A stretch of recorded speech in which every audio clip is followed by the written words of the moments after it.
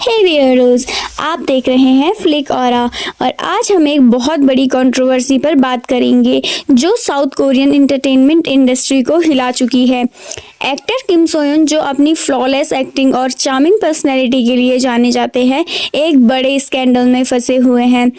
उनकी agency gold medallist ने finally एक स्टेटमेंट रिलीज किया है जो अभी सोशल मीडिया पर वायरल हो रहा है। ये कंट्रोवर्सी उनकी एक्स गर्लफ्रेंड और लेट एक्ट्रेस किम सो रन से जुड़ी हुई है। तो आखिर क्या है पूरा सच? चलिए इस कंट्रोवर्सी का हर डिटेल आपको बताते हैं बिना किसी फिल्टर के। सबसे पहले ये कंट्रोवर्सी स्टार्ट हुई एलिगेशंस से कि किम सोयून और किम सो रन तब रिलेशनशिप में थे जब किम सो रन माइनर थी। ये एलिगेशन जब सामने आया तब से किम सोयून को लेकर इंटरनेट पे काफी डिबेट हो रही है, लेकिन गोल्ड मेडलिस्ट ने अपने स्टेटमेंट में साफ साफ ये क्लेम डिनाई किया है। एजेंसी ने बताया कि दोनों का रिलेशनशिप समर 2019 से शुरू हुआ था और फॉल 2020 में खत्म हो गया था। ये रिलेशनशिप तब स्टार्ट हुआ जब किम सो रन कानूनी तौर पर एक अडल्ट बन चुकी थी। यानी ये कहना कि उनका रिलेशनशिप तब शुरू हुआ जब किम सो रन माइनर थी, बिल्कुल गलत है। एजेंसी ने और भी डिटेल्स दिए जो कि एलिगेशंस को डिसअप्रूव करते हैं। गोल्ड मेडलिस्ट ने सिर्फ बोलने तक सीमित नहीं रहा, उन्होंने कॉन्क्रीट प्रूफ भी दिए।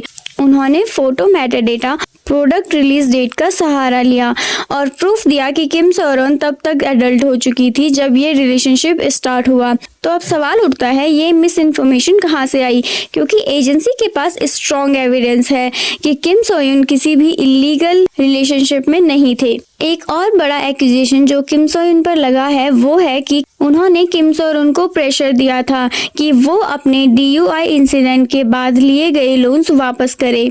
आपको याद होगा किम सो रन ने 2022 में एक DUI केस फेस किया था जिसमें उनका कार एक्सीडेंट भी हुआ था। इसके बाद उन्हें लीगल एक्शंस और फाइन्स का सामना करना पड़ा। इस एलिगेशंस को लेकर गोल्ड मेडलिस्ट ने सफाई दी और कहा, हमने किम सो रन के फाइनेंशियल क्राइसिस को समझने की कोशिश की थी और उनके साथ मिलकर उससे मैनेज करने की कोशिश की थी, लेकिन जो भी आउटस्टैंडिंग डिबेट थी उन्होंने दिसंबर 2023 तक हमने लॉसेस में राइट ऑफ कर दिया था।